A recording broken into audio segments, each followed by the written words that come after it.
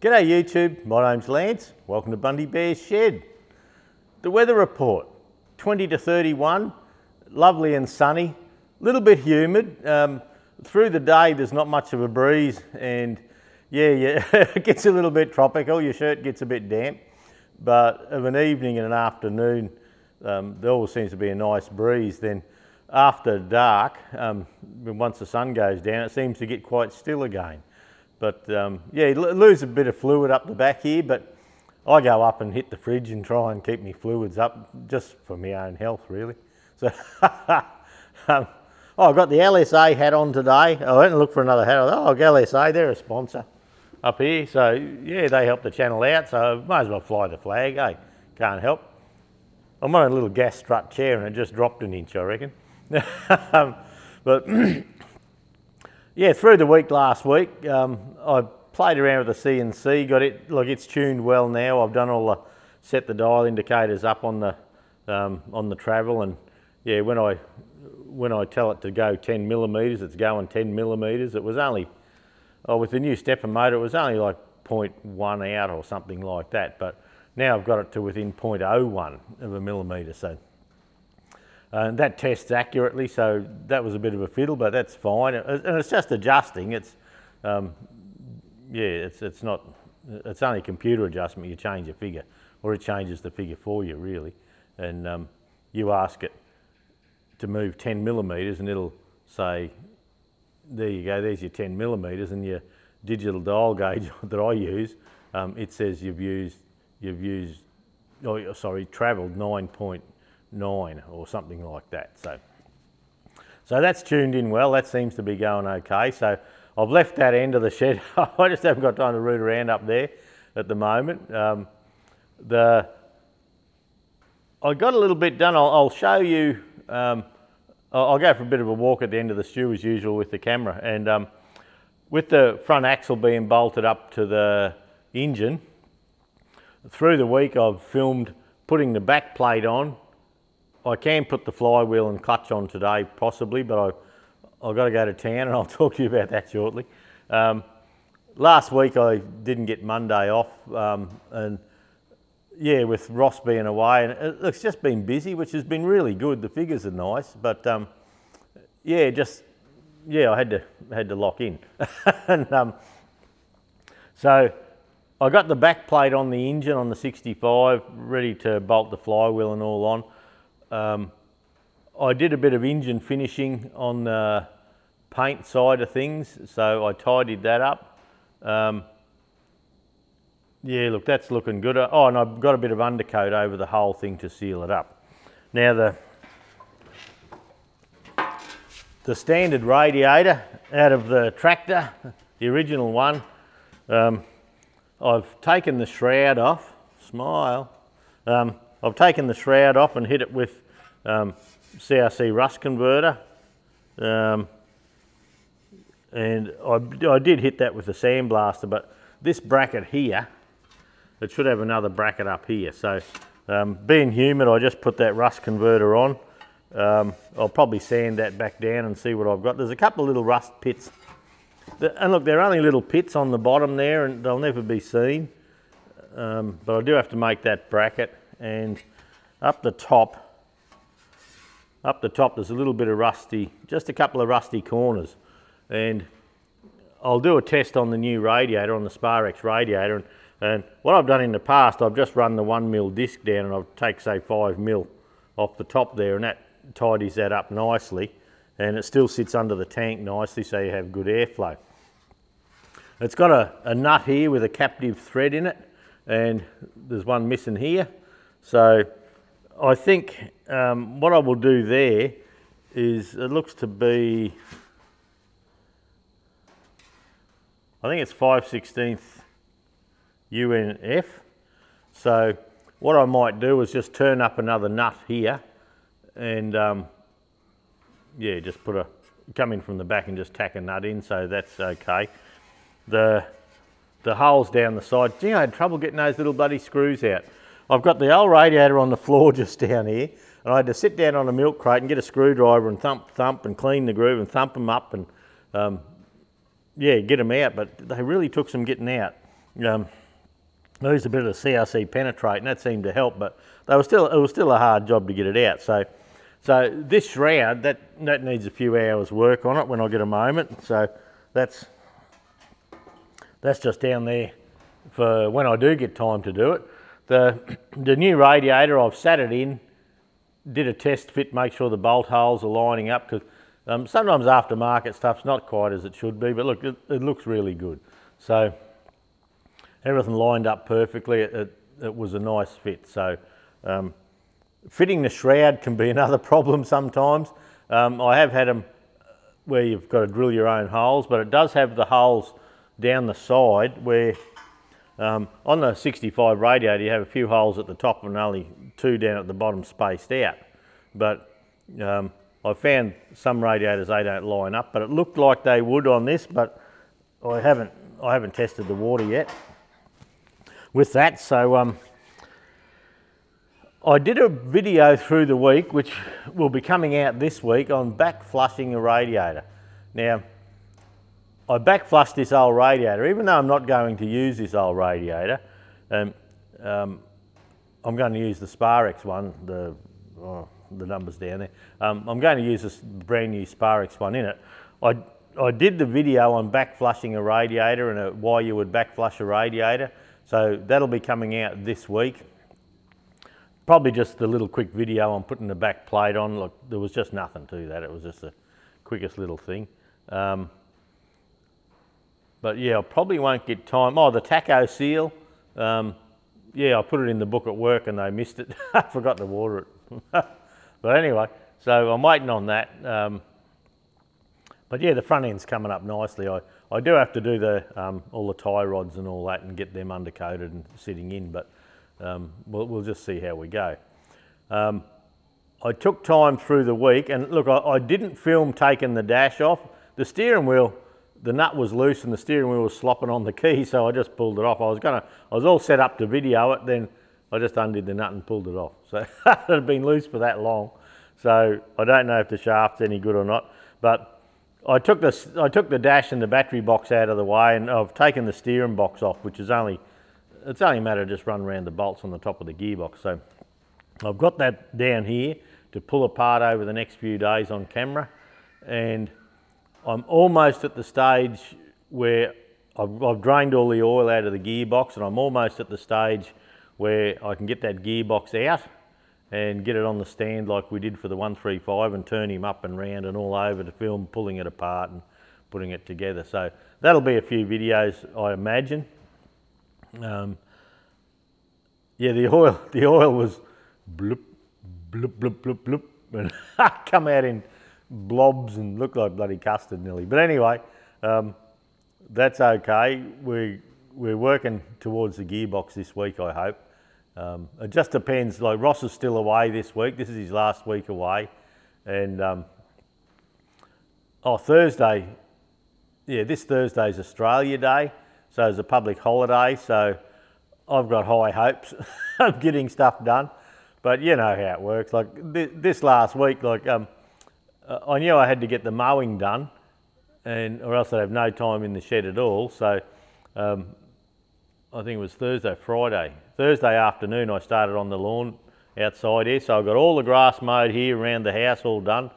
Then Friday afternoon I started slashing the front of the paddock, and Saturday morning I finished slashing the paddock. And well, not the whole paddock, the bit that I could get onto. It's some of it's a bit damp, so it's not worth doing just yet. And then I went and bought some airbags to support the suspension on the Land Cruiser. Now look, most of the time it's good, and I'll probably won't need any pressure in it, you know, just £5 to keep them inflated, I suppose, but 5 or 10 pound.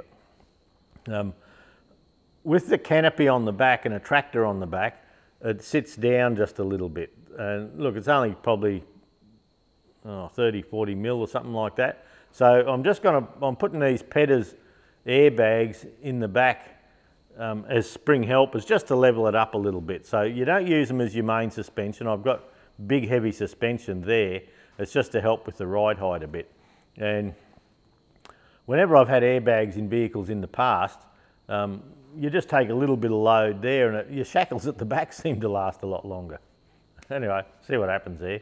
But I struck trouble, as in they supply a little fitment sheet, and look, it's a simple job. I've got it on the hoist there. You just undo the U-bolts, put a bracket under the U-bolts, your airbags go, you pull your bump stop out of the top, and it bolts on where the bump stop goes. Then you have an air hose out the back, and I reckon it takes about 2 hours to fit, and look, that would be correct, I'd say, but I think they've given me the wrong kit. I tried to ring them Saturday morning, but I couldn't find a Pedders store open anywhere Saturday morning. The bracket I've got at the top to go into the chassis is about 40 mil thick. Yeah, the U-shape's 40 mil. And looking at the Airbag Man videos and that, they have a standard kit like that with an exhaust shield for the airbag. But when you have your suspension raised like we have here, like this has been raised about 60, 70 millimetres.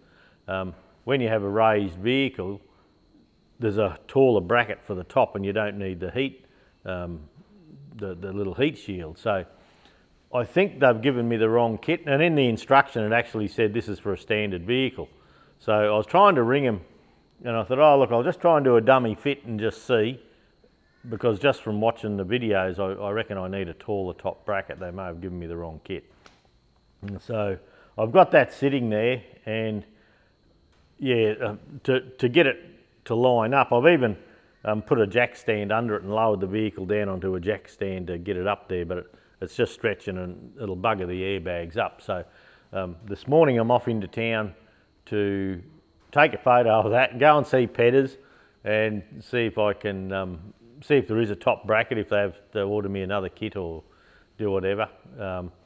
And you end up with a couple of Schrader valves out the back, and you can put whatever pound in. But what I was thinking, and I don't know, I haven't committed to this yet, is where your two airlines come out of the back, I was going to put a T-piece there and a little tap in there. So when you wanted to pump them up, say you got them exactly even, open the tap, hit one Schrader valve, put them to 20 pound or 30 pound or whatever I need at the time, and then turn the tap off. Yeah, pull your tyre inflator off, put your caps on, then close the tap, so you know you've got equal pressure in each side. I remember years ago when we were playing with these, there was poly bags back then, but yeah, people are saying, oh, you tee them in and you just have one, but when you go around the corner, the air from this one goes into that one. It's just rubbish. So, but yeah, to get them dead even, and like with a tyre inflator, they're only a small bag, and each time you check them, you're going to lose a PSI or two, so you'd have to just check them, yeah, and do it. But I thought just to get them, yeah, just to have them exactly even, yeah, put a little balance tube there with a tap in it and just turn it off when you don't need it, and that'll lock the system up. Another point for leaking, I suppose. But anyway, I just thought we're going to put them on the cruiser just to level it a little bit, and the suspension's pretty strong on it, but I find when I put the canopy on and tow a tractor and all that, it's a bit down in the bum, just a little bit. So I thought I'd put it on and just see how we go. So yeah, that job come a gutser. So anyway, we'll see. Bob, I just finished your car, Bob Tyndall. I've just got that done. Bob sent me a 28G carby, and I don't know who'd been in there before, but 28Gs are really hard for parts. And they'd made a little rod to go up from when you pull the choke on to open your throttle a little bit. You cannot buy that rod anywhere, and there was a homemade one on it, so I've put that one back. It actually works well. Like you pull the choke on and it opens up a millimetre, and it works okay. So I've done that.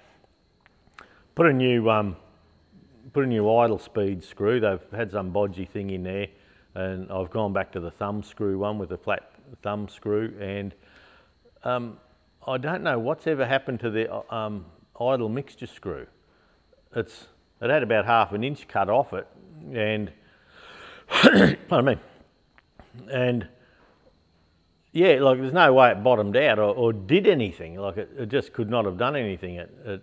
Yeah, so you cannot buy those idle mixture screws. So I just haven't got time to make one. So I took one off my carby and I've put my idle mixture screw off my carby into Bob's to keep him going, and yeah, if you're watching Bob, I'll talk to you this week about it all.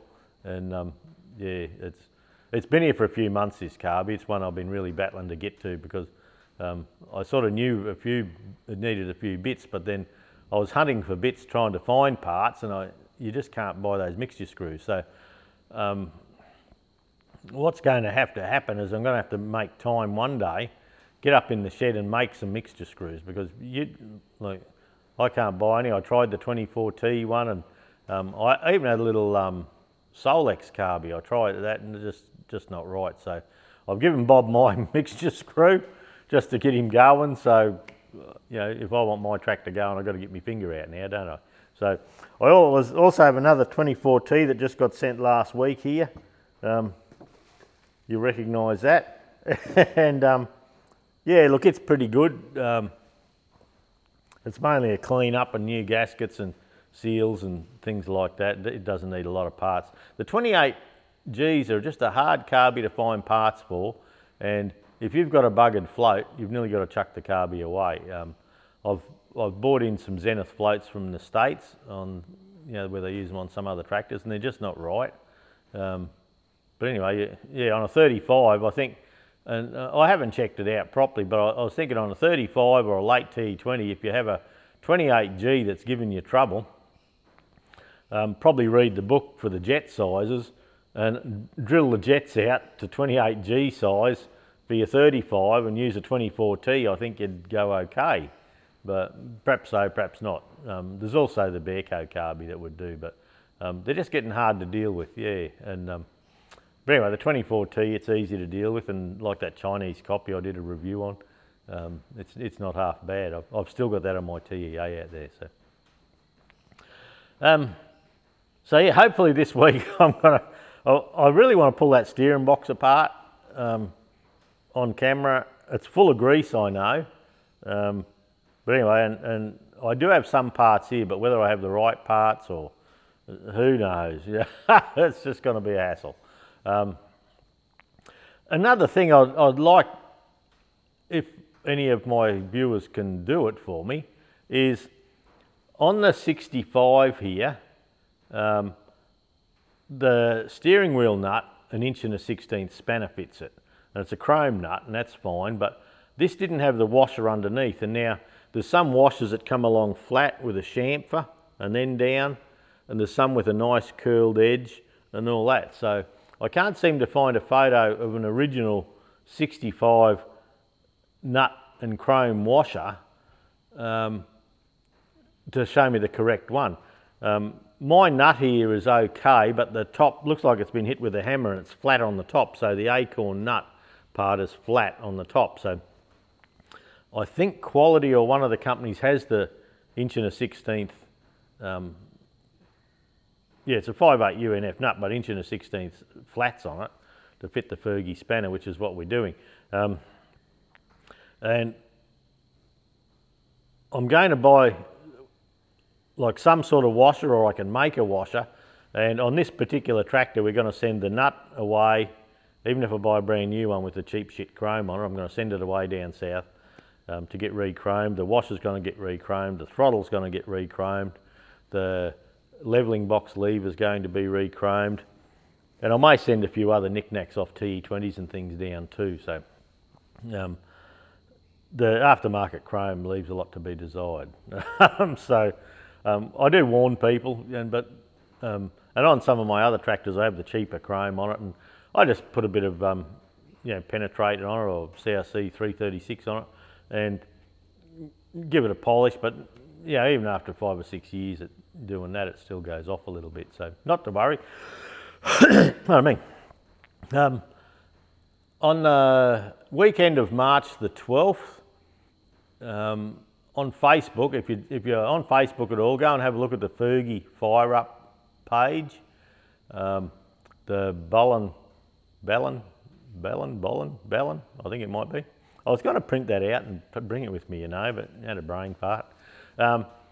Yeah, Queensland Tractor Spares has jumped on board, and we've sponsored the Fergy Fire Up show that the Ballan, I think it's Ballan. Anyway, I'll try and put a flyer here if I can, and that'll give you a bit of info. And yeah, look, we've sponsored them $1,200 for everyone that takes a tractor down there gets a little little exhibitor bag, and it'll have information about the area, where to visit, and a bit of sponsor information and stuff like that. So as owner of Queensland Tractor Spares, we jumped on board there, and we're actually going to that show. So it's 67 kilometres away from where we are. But the reason we're doing it, we went to the Fergy muster at Wentworth. No, not at Wentworth, at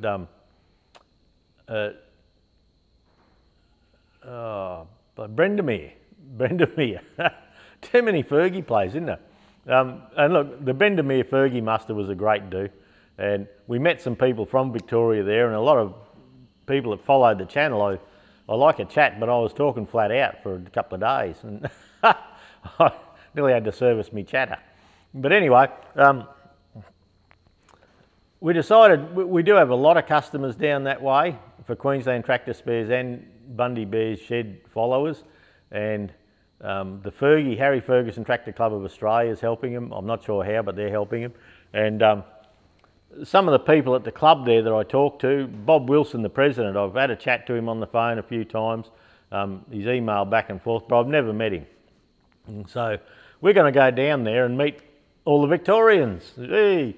And so Judy and I are going to spend a few days getting down there. We're going to spend the weekend down there socialising, and we'll head back home again. So it's, like I say, it's about 2,000 kilometres each way.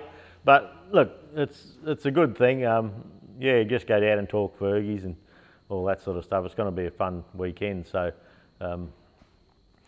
yeah, jump on, have a look. I'll try and put some contact information in the description of this video. So Jennie, that was the secretary, the lady I was talking to, I'll put her information there.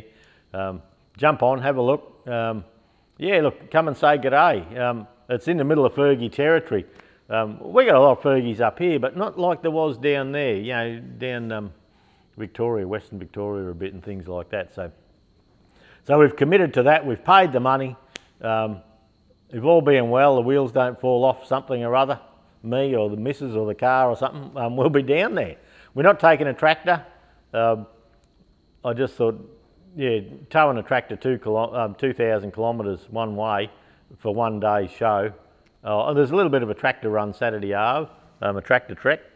But yeah, for 1.5 days talking, well, it was just too much, the fuel usage and all that. So we're going to go, come and say g'day down there. We'll be looking forward to a chat with everyone and meet some people that we've never met before that we chat to, and yeah, meet other friends. So that'll be a good thing. I've got to head off to town this morning, apart from the Pedders suspension thing. We're changing cars, so we're buying another car, a new car.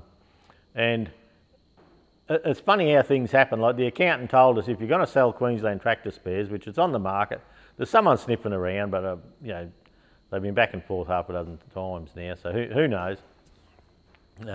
Whether it sells or not, we don't mind either way.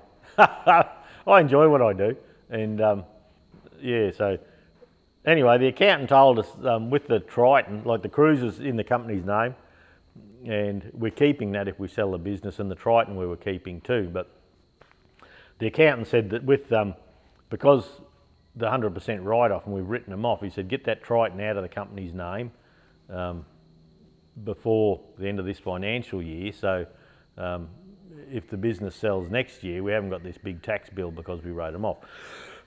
I mean, so the idea was to get the Triton roadworthy and just transfer it across into Lance and Judy's name. So,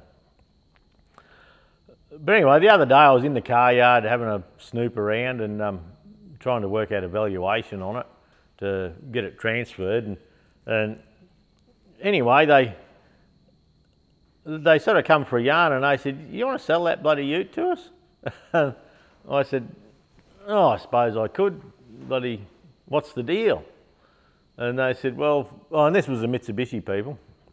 And I sort of went in to look for a new car to get a valuation on the old car, so if we kept it, we'd have a proper valuation and a reason for doing it for the tax. And but Judy and I had been talking about, when we're retired, we have 3 cars. We have the Cruiser, the Triton at the moment, and we have the Yaris. And the Yaris is Jude's shopping trolley at the moment. And look, it's getting old. And nothing particularly wrong with it, but it's getting old and shabby. And we thought for retirement, if we could have, like, the Cruiser just hit 2 years old with 20,000 Ks, and it'd be nice to have a new car to start our retirement, and that'll get us going. You know, we won't have to worry about anything. So I went in to have a look at a little Mitsubishi ASX. They're a little car, good for a shopping trolley, and a bit of clearance for hopping in and out. So went and had a look. Mitsubishi's actually having trouble supplying. They have a nice blue demo one in there they've offered us in April, but if we want anything apart from that, we've got to wait till about June, July next year, where that's after our financial year in Australia, so I've got to do something before then. So they said, oh, well, we can buy the car outright off you, and you can sign up for something, and then we'll sort it out. And I said, yeah, all right, let's have a look at that. And our Triton, it's 6 years old with 34,500 Ks on the clock, so it's done nothing. It's in good nick. It's got dual battery set up and all that, but we just don't need it. We don't use it now. And that's our family car, and we think, well, if we go to a small SUV as a family car, just for Judy and myself, take a couple of grandkids in, we'll be okay. So anyway, I goes in and he says, well, I've got to take you over to meet the used car blokes in Ross Grey here, and they'll give you a price on your car. And I said, yeah, all right then. And I was thinking, dealing with the devil, these bastards. And, anyway, this bloke comes out and has a look around, and he says, how many Ks it got? I says, 34,126. And he opens the door and has a look, and he says, it's got 70,000 on it, Lance. I said, no, it effing hasn't. He says, it has, look, and here on the dash is 70,900 kilometres. And I'm thinking, what's going on here? Because when I was driving in, it had 34,000 on it. And I'm thinking, I don't bloody know. And he says, oh, you're bloody bullshitting to me straight up. And he's upped me a bit. And I was thinking, oh, yeah, you need a bit of a tune, you prick. And anyway, he says, what do you want for it? And I said, I'm not 100% sure what they're worth at the moment. But I said, I know the price of the new ones has gone up, so they're probably worth a few bob. My camera just timed out, so I had to jump in again. So, yeah, this bloke says, well, you come into my yard, Lance, he says, and buy a used car off me. You know how much I want. I've got a price on it, so you've got to give me a price. And I said, nah. I said, if I offer you a price, I said, you're just going to bloody say it's stupid. So, yeah, so anyway, we paid 42,000 for this car, and we've had it for 6 years with low Ks. So anyway, he says, well, put a price on it. And I said, nah, I can walk away. I don't give a toss, mate. That's a rude bastard. And he says, well, 20, 25, whatever. And I said, 38. He said, well, you got to put a price on 38. And he looks at me and he says, 38,000? And I said, yeah. I said, well, you're being a dick. And he looks at me number plate. He says, I'll remember that. Okay, and just walked off. So anyway, so I hopped in my car and drove out, and I thought, what a fucking rude bastard. And anyway, later on, I had other business in town, and I thought, the same yard has a Mazda dealership there. They got Mazda, Mitsubishi, MG. That's probably, and the big Chev Colorados and things like that, the big Chevys. And so anyway, later on I was driving around thinking, well, I can bash it up there, clacker. And I was going past the Mazda yard, and I thought, I'll just go and have a quick look in there and see what's available. Because Judy and I had a discussion, and we thought, well, to get rid of a big long dual cab, with bull bars and all that, and down to a little town car. It just makes sense for our retirement. So we've got our big Bertha here for all the hard yards. And I went and had a look at a little Mazda, and there's a little Mazda CX-3, a little bit small probably, and then there's a Mazda CX-30. And it's a bit smaller than the Mazda CX-5, and Mazdas have got a great name. So anyway, I went and had a look at that and had a yarn to the fella there. And he said, "Oh, what are you trading in?" And I said, "That prick over in the other yard there." I said, "Come out and have a look at my car for a minute," because I had a look at my car driving around and I got 34,000 Ks on the clock still. And what had happened, and the bloke didn't do it, I don't think, was, when you press it might have been the grandkids playing with it, when you press the trip meter a few times, you can set up a service interval for the next service. And they must have been playing with it, because when the car was stopped, it said 70,900 to the next service. I don't know how I'd done that. But when you drove along and you're looking at your odometer, it said 34,000. So I said, "Here, come out here." So come out here. I said, 34,100 clicks. I said, no, he took a photo. He said, "I'll take a photo." And I said, "And that other cockhead over there," I said, "if we're going to do a deal, you got to deal with that dickhead." I said, "I'm not putting up with that shit. And you sort something out."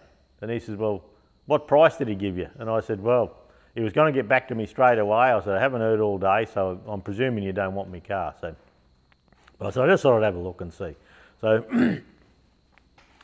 anyway, so next thing I'll get some, the Saturday morning, I'll get a phone call from Mitsubishi and, "Oh, Lance, how you going?" "Yeah, good. And, have they given you a price on the car yet?" And I said, "No, they haven't." And I said, "I don't think they want it." And he said, "Oh, well, we got this demo one here." And I said, "Look, until you sort that prick out, come up with a price. You're wasting your time talking to me. You've got to do a deal, like normal people." And bugger me dead, straight after that, the Mazda bloke rings me up. And he says, "Lance, how you going? Do you want to come in and have a drive of these cars?" And I said, "No, look, we're just wasting each other's time until there's a deal on the ground." I said, "I want figures." I said, "It's all about money. It's all about figures. Let's put some figures on paper. And until that, I'm not rooting around driving your cars. I'm not wasting time coming to talk to you. You sort your shit out at your end.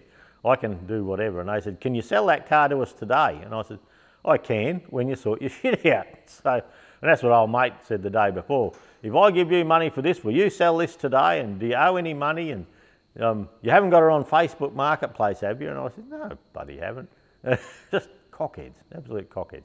And so anyway, after telling the salesman they needed to get their shit together, next thing Mitsubishi rings back. "Oh, Lance, that new Mitsubishi ASX in the yard there, the demo one, we can offer you that." And I said, "Yeah, well, let's have a look at figures." And they said, "Oh, it's an LS with, it's got the protection package, the bonnet thing and the windshield. It's got the little sunroof or roof rack thing on it. They've tinted the windows. It's a demo car, but I couldn't have it till April, because April's when their next demo car comes in, and their Mitsubishi agreement says they've got to keep one on the lot all the time of each model." So I said, "Oh, okay." I said, "Well, what's the deal?" And they said, "You bring your car in and no money changes hands." And I said, "Is that right?" And he says, "Yeah, you drop yours off, you hop in the new one, you drive off, no money changes hands." So I said, "What's that worth?" And he said, "Oh, it's worth about 35,000, with on roads and all that sort of stuff." And I said, "Oh, okay." And so, bugger me dead, he hadn't hung up 5 minutes and Mazda rings up. And they said, "Oh, Lance, you're looking at that little CX-3. Well, the little Sport you were looking at, if you trade that, we want your ute, if you trade that, you'll get money back. If you go up to the ST Tourer, which is what we were looking at, the Tourer, S-Tourer, I think, they said no money changes hands, and we can probably work a little bit of something else with it." So, so anyway, Jude and I went in to have a look and buggered round, and I think the CX3 is a little bit small. It has really small boot space, and both the CX3 and the ASX are older models, but that's fine. Like, we don't have to have the latest whiz-bang bullshit. The CX3 has built-in sat-nav, where the Mitsubishi, like the Triton, you've got to plug your phone in and use Google Maps, and we've dealt with that for years. So anyway, so I'm going to go in this morning and have a look at the CX30, the Mazda CX30, the next size up, and we want to be able to put our angle fridge in the back with a little battery, so if we do go on a long trip we can take a fridge with us. So this morning I've got to go and deal with the devil. And so the nice blue ASX in there, it is a nice car, it will suit us fine. The Mazda's, the CX30 is a later model, it's got sat-nav, it's got more stuff, you know, vents in the back, and the other reason is my mum has trouble hopping in the dual cab. If we take it somewhere, the ASX is that little bit lower. It's got 200 millimetres clearance underneath, 18-inch wheels. It's a little bit lower, so anyway, this morning I've got to go and talk to Petters, and I've got to go and sort out what we're doing with this car. And so the deal they're offering, it looks like for the last 6 years with the Triton, just in value of the vehicles, not paying rego and that, our motorings cost us about $1,000 a year, which is, look, it's pretty good. But they are keen to have it. And the used car bloke, he says, I suppose the solar panels coming out and the batteries and that. And I said, no, mate, I said, the fridge. We're taking the fridge, all this other shit, it's no good to us. You know, it stays there. So, yeah, it's got a 12,000 pound winch on the front and dual batteries and, yeah, protection bars and tow bar and all that sort of stuff. So anyway, so today we got to go in there and see whether we sell the car outright to them and sign up for the other one, or if we go with a Mazda, yeah, they can do a deal and we have a new car within 2 or 3 weeks, which that's not a problem. You know, we don't care when we get it. But we are doing it. We're gonna have a new car to start. We're going to get rid of it before June, so we're going to have a new car for June, and then once the business is sold and the little Yaris hasn't got to sit in the sun all day, well, we'll sell that. It's a little Yaris 2-door hatch automatic. We'll sell that for a few $1,000s to some lady cheap, you know, some girl with a first car buyer or something like that, and we'll hock that off and we'll just go back to 2 nice modern cars. So today I've got to go into town and get that out of my system and deal with the bloody devil. So anyway, we'll see. I usually do all right dealing with them, but I just couldn't get over how rude this other bastard was. But anyway, but the car salesman is lovely. It's just this other turkey. But anyway, so look, that's about it. I've had a whinge and a grizzle. I'm good now. Bloody, I'll just go for a quick walk and show you this airbag, and I'll show you what I've done with the tractor. I'll show you the mess on the floor from this radiator, which I do have to clean up, and yeah, I'll just do a bit of a scout around. So yeah, don't forget to have a look at the Fergy Fire Up info. Come and say good day, 12th of March, the weekend of the 12th of March, and yeah, we'll have a chat to you then. So all right, catch you later, eh? See you next week. Well, there's the engine. I've got that back plate on now. I've got it painted. Now, I was finding that what I was doing was I was cleaning up things ready for paint, but in this weather I was getting a tad of surface rust on things, so I cleaned it all up again and I put the Bearco primer on. Now this stuff, Bearco grey metal prime, look, I use that often. It's just good gear. The Sparex radiator's there and you can see, well, I think you can see, yeah, where I've had the bolts out and in and just checking fit and finish. Now these 2 bolts in here, that's where the support for the shroud goes. So yeah, I'll have to deal with that, make that bracket.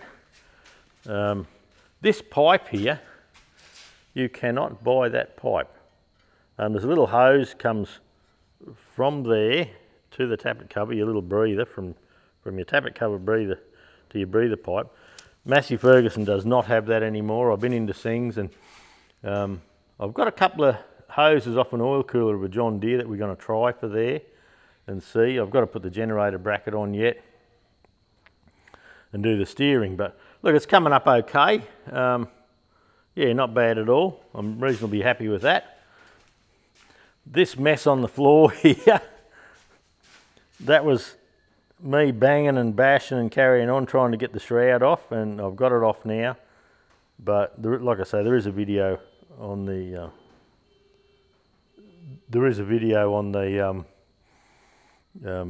back flushing of that. The steering box is sitting over here. I'll try and stay out of the... Now the big box there, that was what the new radiator came out of. The steering box is sitting here. That's the nut, and you can see where it's been bashed with a hammer on the top. So I think I can get a nut. I could even make that if I had to. I'm trying to be accurate with this tractor, so that's why I was asking about the washer.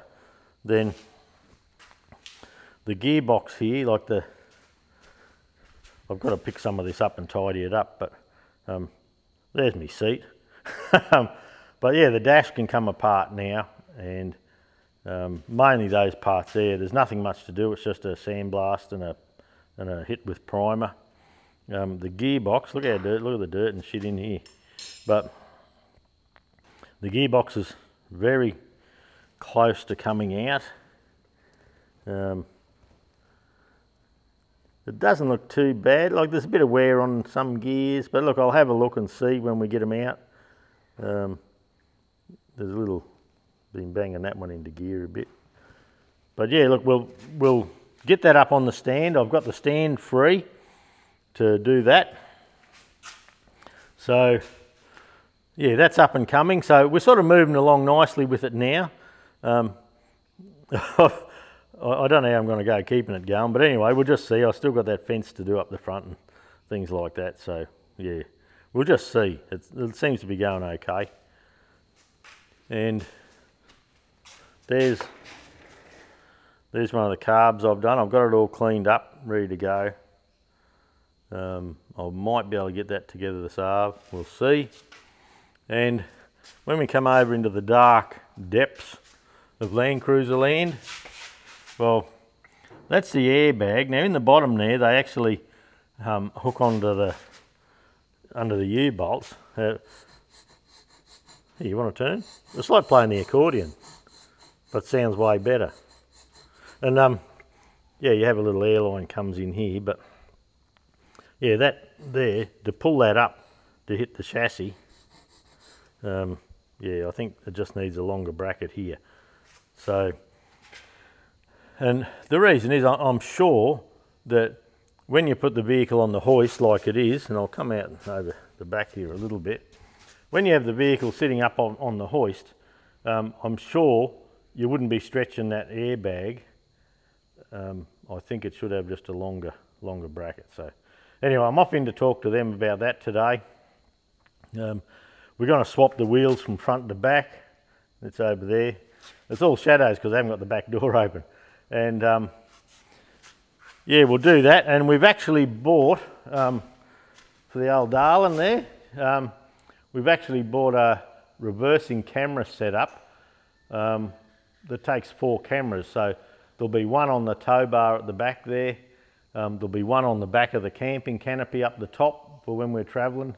And with a press of a button on the dash there, on the screen, I think it's an 8 or a 9 inch screen going up where the mirror was. We can actually have a look at our tow hitch while we drive along, and we can look down over the top of the boat or tractor or whatever we're towing and see the cars behind it. So, so that's got to be hooked up in the next week or two. But oh, she's a tough old girl. Got all that Lovell suspension and all in it. She's cost us a packet, but she's certainly a bit of a workhorse. But so yeah, that's just going to be my ute, my workhorse, and well, it is now. But yeah, so we'll keep this old girl. This should last me a long, long time. And yeah, we'll get a little car to go with it as a town family car, and yeah, we'll go from there.